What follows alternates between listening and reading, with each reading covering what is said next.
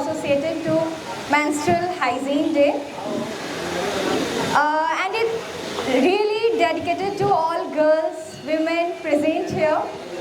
Please listen to me carefully. Darling girl, your period isn't dirty. The only impurity is the thought in his head that you are any knees touching. And so it begins rushing and crashing, launching and falling. You will find your path over time. Your period won't always be easy. Your period won't always be easy. It won't always be predictable. It won't always be perfect. But life rarely life. But life rarely life. Your period is a sign of health. Your period is a sign of health, and one day I hope you think, today I'm bleeding, I'm healthy, I'm alive. Today I'm bleeding, I'm healthy, I'm alive. And with this poem, again I welcome to you, sir, Rajesh Shashank, sir. And the first question of mine to you, as you are RJ, so definitely I'll ask question from you associated with radio. Please tell us, sir, that what's the work culture in radio? Work culture in radio, like radio में work culture कैसे है लड़कियों के लिए basically, women's के लिए? Okay. तो नमस्कार सभी बड़ों को मैं प्रणाम करता हूँ और जो मेरे साथ आ रहे हैं उनको हाय कहता हूँ और thank you so much for the lovely poem. You wrote that poem? Yes, sir. Okay. So please जोरदार तालियां आपके लिए हो जाए. और मेरी beautiful and wonderful host.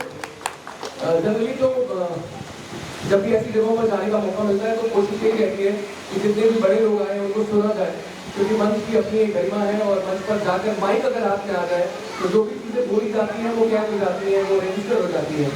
तो सबसे पहले और मैं गगहिनी का बहुत बहुत धन्यवाद करता हूँ जिन्होंने अभी कुछ दिन पहले हमारा एक रेडियो का इवेंट था जहाँ पर मेरी उनसे मुलाकात हुई थी. एंड तो उसके लिए बहुत बहुत धन्यवाद कि मैं भी आप सबके बीच में मुझे आने का मौका मिला. रेडियो से मेरा एक बड़ा लंबा नाता रहा है, शायद मेरी वजह से आपको उम्र का पता चल भी जाए. But I joined radio in 2007 with a brand called radio Mirchi. It was a Times in India group. तो उस वक्त हम सब कॉलेज से निकल के रेडियो में आना ही हुआ था और इस मंच के साथ साथ मैं इस मीडियम का भी बहुत बहुत थैंक्स कहना चाहता हूँ जिसकी वजह से काफ़ी कुछ सीखने को मिला, क्योंकि एक लर्निंग है. रेडियो जो है बहुत ही सेंसिटिव और सेंसिबल मीडियम रहा है. तो हर तरीके के एनटी का मॉर्निंग जॉब मैंने ब्रेकफास्ट शोज होस्ट किए हैं, तो हर तरीके के फैब्रिक के ऊपर बात करना, रिसर्च करना, पैनल में एक्सपर्ट्स को बुलाना, तो खुद एक सेल्फ लर्निंग बहुत हुई मेरी मीडिया में. आपने वर्क कल्चर की बात की है, तो मैं बोलूँगा कि वर्क कल्चर, हालांकि मैंने तो 14-15 साल निकाल दिए रेडियो में, आप इससे ही समझ सकते हैं कि वर्क कल्चर कैसा है. अगर मैं इस कल्चर को औरतों के लिए लेकर जाऊँ, अपनी फीमेल कलीग्स के लिए लेकर जाऊँ, तो मैंने शुरू से माना है कि it's a brilliant and it's a beautiful environment in radio.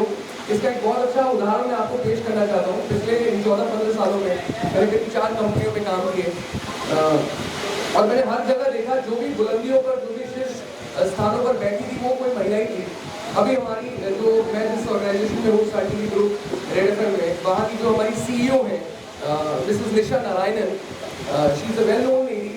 Hindustan के टॉप सीईओज में और बिजनेस लीडर्स में उनका नाम आता है और हमें उनके सानिध्य में काम करने का एक मौका मिल रहा है. मैं 2019 से इस ऑर्गेनाइजेशन से जुड़ा हूँ, तो इट्स लर्निंग फॉर मी. और मैंने तो हमेशा से माना है कि मेरा माध्यम जो है वो आप जैसी प्यारी हमारी फीमेल दोस्तों के लिए, बहनों के लिए और कलीग्स के लिए बहुत ही सुंदर एक एनवायरनमेंट है वो. मैंने बहुत लोगों को लाइफ में इतने सालों में एक्सेल करते देखा है, जो बहुत शुरुआत से उन्होंने शुरू किया, इंटर्न वो बन के आई वहाँ पे, and now they are heading a business. वो क्रिएटिव फील्ड में बहुत अच्छा कर रही है, सेल्स में बहुत अच्छा कर रही है. और जहाँ तक बात रेडियो की है, एक माध्यम है, एक माइक है जिससे हम हर तरीके के मुद्दे उठा लेते हैं. तो वी आर ऑल्सो ब्लेस्ड कि हमें ये मौका मिला है. थैंक्स टू यू गाइस, आप लोग जैसे लोगों के जिनके पास अच्छे कान हैं, जो बातों को सुनते हैं. मेरे पापा एक बड़ी अच्छी लाइन बोलते हैं, पहले सुनो, पहले बुनो, फिर सुनो, फिर धुनो. ये जो लाइन है कि आप ये जो 3 चीज़ के कोलैबोरेशन के साथ में कोई चीज़ करते हैं तो you get a very good impact, you get a very good result. Thank you. Thank you sir. जैसे कि आपने कहा कि रेडियो में job specially for girls and women is very impressive and career oriented. Sir मैं next question पूछना चाहूँगी कि क्या आपके रेडियो जॉब में जेंडर इक्वालिटी है, लाइक जेंडर इनइक्वालिटी है या फिर जेंडर इक्वालिटी है? लाइक हमारा देश and specially conventional India, patriarchal Indian society specially inequality, gender equality के लिए जूझ रही है, तो क्या इस जॉब में जेंडर इक्वालिटी है? बिल्कुल है। मैंने पिछली अभी जो रात की बताई है उसमें आपको पता चला होगा कि there is equality. We work creative, हम क्रिएटिवली काम करते हैं। जैसे मैं मानता हूँ कि रेडियो में आने के पहले तो हमें सबसे बेसिक चीज़ सिखाई गई थी, वो ये बताई गई थी कि हम सब ना एक ऑब्जर्वर होना चाहिए। चीज़ें ऑब्जर्व करनी हमें बहुत ज़रूरी है, हमारे इर्द गिर्द क्या हो रहा है, तभी हम उन चीज़ों के ऊपर कुछ काम कर पाएंगे। क्योंकि मीडिया में रेडियो मिला है, लोग बड़ी उम्मीद करते हैं कि कोई चीज़ अगर रेडियो पर आती है, टीवी पर आती है तो उसका इम्पैक्ट, उसका दायरा जो है वो बढ़ जाएगा। और ऐसे में कभी कभी कुछ चीज़ें खुद से क्रिएट की होती हैं। बात इक्वालिटी की हो रही है, बात फ्रीडम की हो रही है, तो टीम में सभी मिक्स्ड होते हैं। It's a mixed bag, no? तो और सबके इनिशिएटिव्स को, सबके इनोवेशंस को यहाँ पर मौका दिया जाता है। बहुत सारे ऐसे कैंपेन्स होते हैं जो हमारी टीम की एक इंटर्न लीड कर रही होती है। कई चीज़ें ऐसी होती हैं जिनको पूरी टीम इम्प्लीमेंट करके उसको एक अच्छा एनर्जी दिशा देती है। तो मुझे लगता है कि yes, it is there. Okay sir. Without इसके मुझे नहीं लगता कि हम जिस मुकाम पर आज रेडियो या टीवी या कोई भी काम कर रहे हैं वो आज पहुँच पाता है। तो yes, we work equally, we work कंधे से कंधा मिला। Okay, it's great that you have experienced your observations in radio job. So you have told right now that this gender equality, okay, in this job. So how is the condition right now of women in this job, in this sector, and especially corporate sector? No, situations of women, condition of women. Like gender equality तो है, उन्हें अधिकार भी मिल रहा है, समानताएं भी मिल रही हैं, लेकिन उनकी स्थिति क्या है वर्तमान समय में? उनकी स्थिति बुलंदियों पर है। मैंने बताया मेरी सीईओ जो है वो उनका नाम दिशा मैम है, दिशा नारायण है। तो आप समझ सकती हो वो कहाँ बैठी हैं और उनके साथ मिलकर सब काम कर रहे हैं। बड़े बड़े कैंपेन हो रहे हैं जो बहुत दिशा दिखा रहे हैं, बहुत अच्छा इम्पैक्ट है उनका। वेदर इट इज इलेक्शन, भले वो नेशनल हाइजीन डे की बात हो रही हो, रेडियो तो मैं आपको बताऊँ हर दिन सेलिब्रेट करता है। वी सेलिब्रेट ट्रैफिक जैम्स, मतलब जिस चीज़ को लोगों को कार्य होता है उससे भी सेलिब्रेट करते हैं। और ये इनिशिएटिव्स कहीं ना कहीं सबसे ही मिलके ही आते हैं। मैं आपको बताऊं, ये किसी एक की ओनरशिप नहीं होती इसमें कि शशांक ने बोल दिया तो हम एक कैंपेन कर लेंगे इलेक्शन के ऊपर या किसी भी चीज़ के ऊपर। क्रिएटिव लोग हैं ना, सोचते हैं, ब्रेनस्टॉर्मिंग होती है, उसके बाद हम बैठकर उसका एक चीज़ निकालते हैं and then we come on certain किसी टॉपिक पर आते हैं कि आप इस चीज़ को ऐसे करेंगे। तो मुझे लगता है कि बहुत अच्छा है, सबका मिल के कर रहे हैं काम। और मैं आप लोगों को भी बोलूँगा, आप लोग तो लीड कर रहे हो अपने जो भी काम में है, आप लोग जैसे लोगों का भी रिव्यू में आना बहुत ज़रूरी है ना? मैं कहीं भी जाता हूँ ऐसे मंच से मैं पूछता हूँ, जब मुझे बुलाया जाता है ये बोल के कि शशांक रेडियो से है, लंबा टाइम रहा है, तो मैं पूछता हूँ आप लोगों का रेडियो में इंटरेस्ट है भी कि नहीं? क्योंकि हाँ बिल्कुल नहीं, मैं आप लोगों को तो बहुत बोलूँगा क्योंकि हाँ, मैंने जब 2007 में रेडियो शुरू किया था, Exactly. सबसे ज़्यादा लिस्टनरशिप जो है ना वो भाभी लोग सुनती थी, आंटी सुनती थी, मम्मी सुनती थी और कॉलेज की लड़कियां सुनती थी। लेकिन सबसे ज़्यादा जो फोन आते थे वो आप लोगों के आते थे, जो घर में काम भी कर रहा है, किचन में भी रेडियो सेट है। तो वो एक कनेक्टिविटी जो थी हमारी वो आप लोगों की वजह से ही बनी है। और वही रीज़न है कि आज इतने साल हो गए, मैं बनारस से दूर भी था 2-4 साल, लेकिन फिर वापस आया तो वैसे ही कनेक्शन है। And thanks to this city, ये बनारस ऐसा शहर है जहाँ बहुत पर्सनलाइज रिश्ते हैं, कोई किसी को इतनी जल्दी भूलता नहीं है। मैंने दिल्ली काम किया, लखनऊ, बॉम्बे में भी था, वहाँ पर आप 2 महीने अगर रेडियो या किसी भी मीडियम से दूर होते हैं तो पीपल फॉरगेट यू, मतलब उनको पता ही नहीं कौन है। बट ये वो शहर है जहाँ पर अगर आपने एक रिश्ता कायम कर लिया तो आप उनके जहन में बने रहते हैं। वो बात अलग है कि एक बनारस की कनेक्टिविटी एक अलग लेवल की है ना? तो वो बहुत ज़रूरी है मेरा मानना है। बिल्कुल बिल्कुल सर। और last question of the day to you कि महिलाओं की समस्याओं से जुड़े किसी भी विषय पर आपका क्या संदेश है, मतलब आप क्या चाहेंगे अपना ओपिनियन पेश करना किसी भी प्रॉब्लम से रिलेटेड? मैं यही बोलना चाहूँगा कि मैं जिस घर में रहता हूँ, मेरे घर में सारी मैं महिलाओं से ही घिरा हुआ हमेशा रहा। हालांकि शाहरुख खान भी कहते हैं, लेकिन चूंकि मैं छोटा हूँ घर में तो मेरी 2 बड़ी भाभियाँ हैं, मम्मी है, दीदी है, भांजियाँ हैं, भतीजियाँ हैं, सब बड़ी हो गई हैं। और मुझे इसके लिए लगता है कि हम सबको ना, मैंने यही बोला आपको कि हम सबको एक अच्छा ऑब्जर्व करने वाला बनना चाहिए और हमें सुनना बहुत ज़रूरी है ना। कभी कभी ना कुछ चीज़ें शायद नहीं दिखानी आती, लेकिन हमें समझ लेना चाहिए टाइम के बाद कि किसी को किस तरीके की मुश्किलें हैं और थोड़ा समय देना बहुत ज़रूरी है, किसी के साथ बात करना बहुत ज़रूरी है। तो मुझे यही लगता है कि यही समस्याएं हैं जिनके ऊपर हम खुलकर बात कर सकते हैं।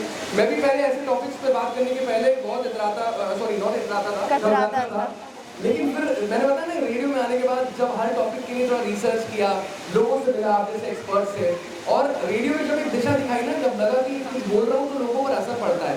लोग कहीं मिलते हैं पब्लिक फोरम में तो वो पूछते हैं कि आपने वो शो किया था, मैंने सुना। तो ये जो कॉन्फिडेंस बिल्डअप हुआ ना, तो हर तरीके के मुद्दों पे बात करने का अपने आप से अंदर से मन आ गया।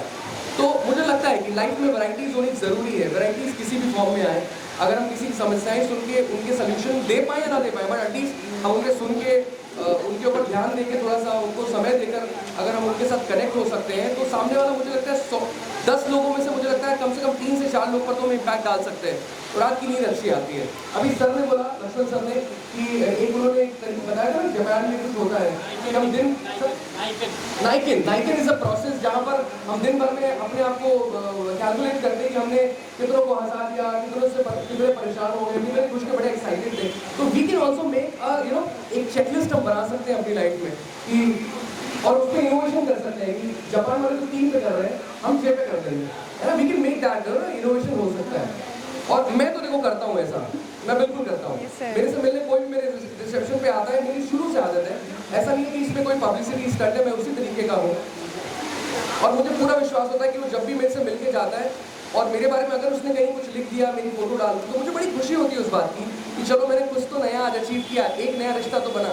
और हर आदमी इस दुनिया में एग्जिस्ट करने वाला है, सबकी अपनी अपनी दुनिया है और हर कोई आपको कहीं अपने साथ दूर ही लेकर जाएगा। तो इसमें आपका कहीं ना कहीं एक ऐसा स्वार्थ भी है जो किसी को नुकसान नहीं दे रहा और आप एक रिलेशनशिप भी बिल्डअप कर रहे हैं, which is very important I think in today life. Thank you so much. Thank you, sir. Thank you very much. It's very instructive session. ये जगह जो है वो बहुत एक्सपर्ट की जगह थी। मैम बैठी है, सारे लोग बैठे हैं, इंग्लिश बैठी है, बट आई थिंक कि एक रेडियो एक ऐसी जगह है जहाँ पर हर तरीके के मुद्दे उठाए हैं हमने। अगर और मैं आप लोगों को बताऊँ, मेरे इतने लंबे उसमें जहाँ पर अभी मेंटल हेल्थ की बात हो रही थी, मैं आपको एक बहुत पुराना एक अपना किस्सा सुनाना चाहूँगा। मैं इसी पे उस पर काम किया करता था और मुझे एक लेडी का अक्सर फोन आता था जब भी हम टिकट देते थे, जब भी कुछ वाउचर्स देते थे, क्योंकि जनरली लिसनर से थोड़ी लास्ट होती है जब हम कुछ फ्री दे रहे होते हैं, फ्री मील्स दे रहे होते हैं, लोग पार्टिसिपेट करते हैं, मेरे को भी टिकट चाहिए, मेरे को भी वाटर पार्क के वाउचर्स चाहिए। वो औरत मेरे को डेली फोन करती थी और इरिटेट हो जाते थे क्योंकि हम कॉल्स लेने के लिए जैसे ही फोन उठाते थे, मैं बोल रही हूँ, तो मुझे एक टाइप पर इरिटेशन होने लगी। एक दिन मैंने उनको बहुत डांट लगा दी कि मैं लेकिन एक अलग माइंडसेट से फोन करता हूँ, आप मुझे डिस्टर्ब मत किया करिए और अगर आपको कोई कुछ कहना है तो कह दीजिए। बहुत दिन से तो मैंने जब उस ऑर्गेनाइजेशन को छोड़ के मैं लखनऊ शिफ्ट हो रहा था एक नई कंपनी में, उस दिन भी उन्होंने मुझे फोन किया और वो रो रही थी मेरे लिए। सबके साथ ऐसे होते हैं, सबके अपने अपने लोग हैं, नीरू जी के अपने लोग हैं, सत्येंद्र जी के अपने, सर के आपके, तो मुझे लगता है कि वो मेरी लिस्टर है, मैं ओन करता हूँ उनके उनको। उस दिन मैंने उन्हें सुना बहुत ध्यान से और उन्होंने मुझे उस दिन, मैं आपको तो इतने कॉल्स आ रहे थे, इतने सारे कॉल्स थे, सैकड़ों कॉल्स आ रहे थे, उसे इतना समय मैंने उनको दे दिया, शायद मैंने उतने दिन नहीं दिया था उनको। वो बहुत परेशान चल रही थी, उनके घर में उनके हस्बैंड जो है डेथ कर चुके थे, उनके घर में उनको प्रॉब्लम उनके फादर लॉ से हो रही थी और वो बस बात करना चाहती थी। मैं आपको बताऊँ, मैं कभी कभी बड़ा इमोशनल हो जाता हूँ सोच के कि लोग इतनी उम्मीद करते हैं आपसे कि एक फोन वाला बुला लो, और मैंने उनको बहुत समय दिया, फिर मैंने उनको कोशिश की कि आप आइए, हम मिलेंगे आपसे, हो सकता है आपकी लाइफ में मैं कुछ पार्ट प्ले कर रहा हूँ तो आप बेहतर हो जाए। रेडियो शायद मुझे इसीलिए मिला है। वो हालांकि आप नहीं पाई, वो बहुत देहात से फोन करती थी चोरी छुप के, लेकिन मैंने पूरा एक आश्वासन, मतलब आई वॉज अश्योर कि उस दिन के बाद से उनको कोई दिक्कत ना हुई हो, क्योंकि वो कॉल हमने ज्वाइन की थी, वो बहुत पॉजिटिव नोट पे की थी और मैंने उनको बोला कि आप दुनिया अपनी अच्छी बनाइए अपने लोगों से, अब चुप मत रहिए। आपने आज मुझे जैसे बताया, आप अपने और लोगों को बताइए बात, और यही एक रोल था जो मैंने उस दिन निभाया और हर किसी को ये रोल, आप मुझे पूरा विश्वास है, ये सब कोई बहुत एम्पावर्ड लोग हैं। एक्चुअली तो ये प्रोग्राम उनके लिए हम लोग कर रहे हैं जो लोग यहाँ नहीं आ पाए हैं और हर कोई ये मैसेज वहाँ पे लेकर लेकर जाएगा। तो thank you so much everyone, हम सभी बड़ों को मैं फिर से प्रणाम करता हूँ। Thank you sir, thank you very much. Thank you sir, thank you very much. चलो, Yes sir.